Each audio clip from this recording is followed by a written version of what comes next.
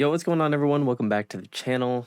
Today we're going to be talking about DJing, specifically something that is very niche to our kind of like bass music, and that is like doubling and quad dropping and all that stuff as well.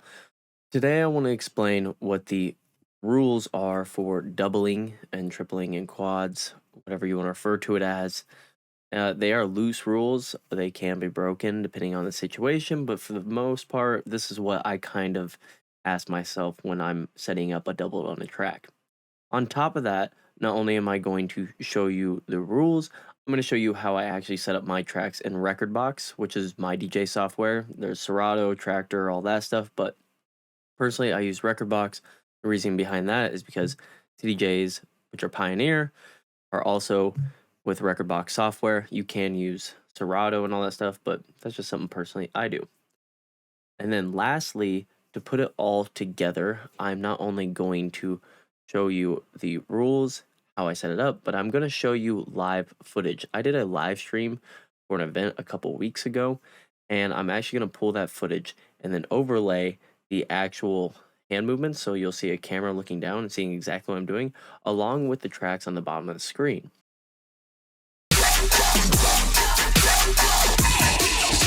There's a lot going on, but I want to show you what I'm doing in real time, and then you'll hear in real audio, and it'll cut in and out between the set and the background to show you what it looks like when I'm performing.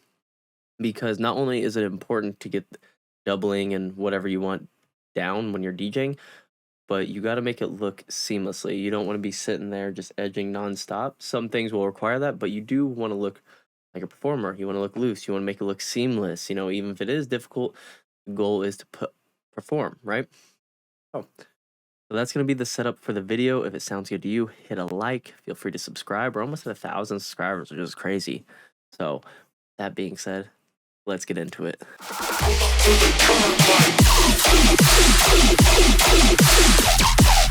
Alrighty, so we are at this little document that I made. I'm going to explain each rule going down and just my thought process behind it. So how to double drop this, once again, that's going to be the same for quads, triples, all that synonymous. So I'll just say double from now on, because specifically in the video I show you multiple double drops.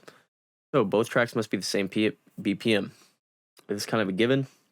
If you try to do a 145 and a 150, unless you sync the 145 up to 150 or bring the 150 down to 145, you're gonna have different hits. You may have a same first hit lineup, but after that your kick and transient's gonna get unlined, and it will not work. So number one, it has to be in the same BPM.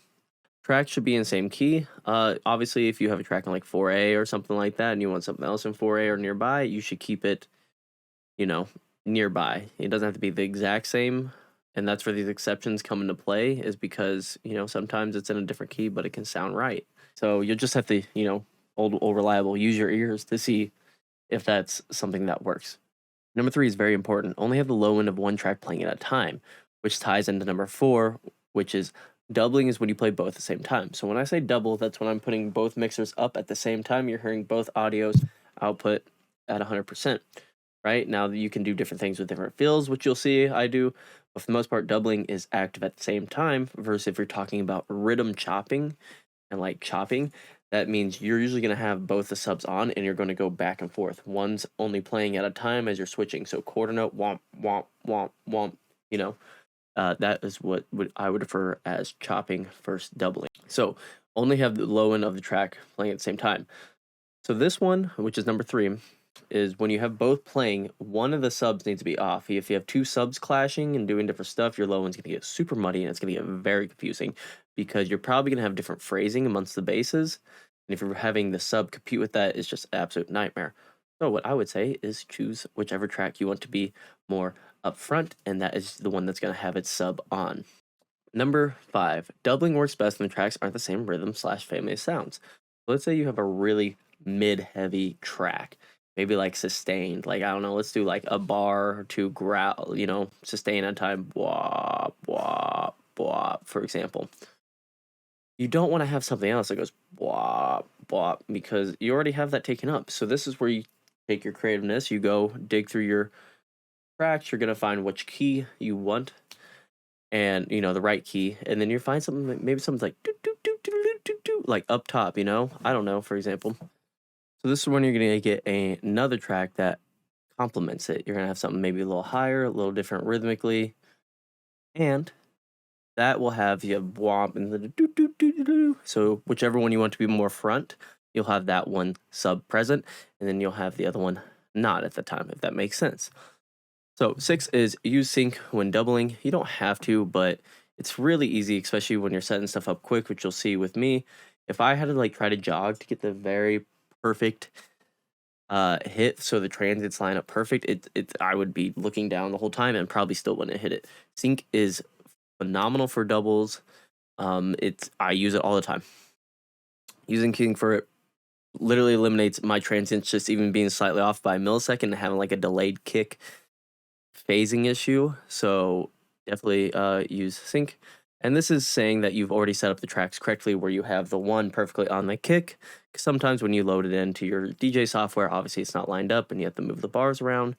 So just make sure you do that. And lastly, make sure your tracks aren't ripped, because if it is, it could be hollow.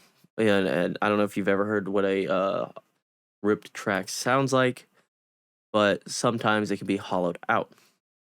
It just doesn't sound full. And if you're making that your front one, the one with the sub, and it is not a lossless file, then it's just going to sound very, very, very, very, very weak on club systems. Maybe on your DJX it'll sound fine, but on club systems it will sound weak. That is the first part for the rules. If you guys have any questions or something I didn't cover, feel free to comment below and I will answer that. But let's go to the second part, which is how I set up my tracks.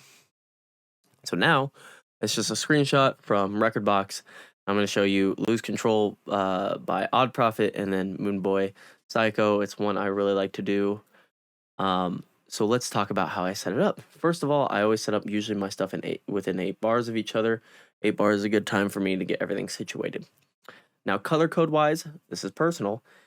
My you'll see green is always where I start, and you'll see my cue marker always underneath it. So when I load in a track, it doesn't start back here, it starts at the front here. Now, I know when to hit this whenever I hit a yellow or orange. Yellow and orange are always on E for me. It doesn't show up on a CDJ. It's nice, you can't accidentally hit it, but it is a notification. It's yellow, that means bring in the next song. It'll come in naturally. Orange means double. So in this instance, I'm going to start Lose Control, oddprophet edit, whenever Psycho hits this orange dot right here. And I know that I'm going to double them because it's orange. Now I know that B is when I'm going to bring in, or when I do light blue, that is like bring in the track. And red, which you'll see in C, which is Moonboy, means like that's fully mixed. Sometimes I will use the light blue to say like a short indicator mix in, versus if it's red, that's sudden. So blue to red, that shows you that time ramp, what exactly I want to bring that in. Like I said, it's just something personally I do. So I know in this instance, which this track goes first, I know it's not linear, but because of Dex, as soon as I hit this, we'll bring this in. Boom, hits here. This is fully mixed in, and we go. Now mixing out, I don't really have anything for that. I just kind of remember. Sometimes I'll set some markers if it's something specific, but this is generally how I set it up.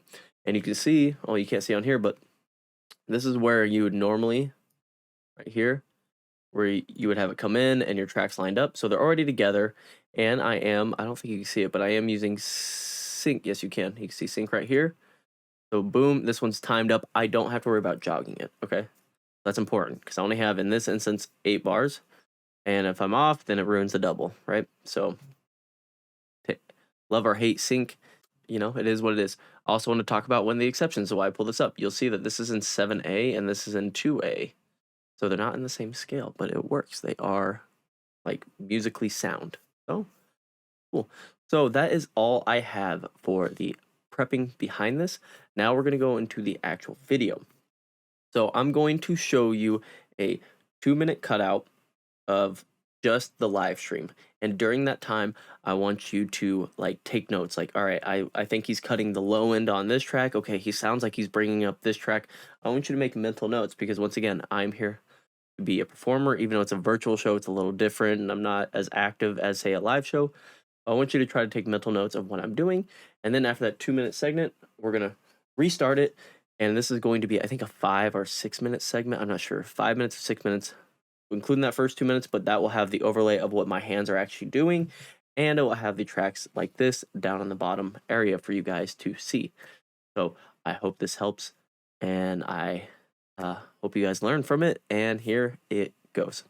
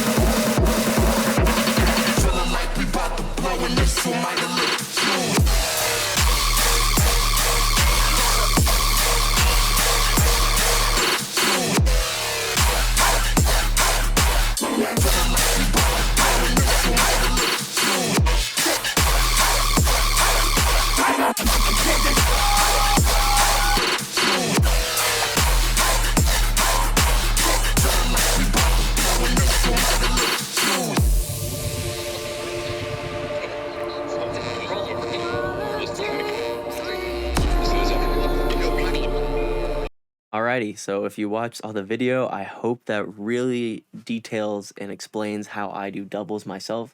I'm not saying it's the right or wrong way, it's just what works for me, and I'm able to play shows very confidently with my techniques. If you did learn something today, be awesome to leave a like for me. Comment down below what you learned. I'm really interested to see if you have a different DJing style as well, which you can comment down. I'm always interested in learning some new things. And I hope you guys have a great rest of your weekend.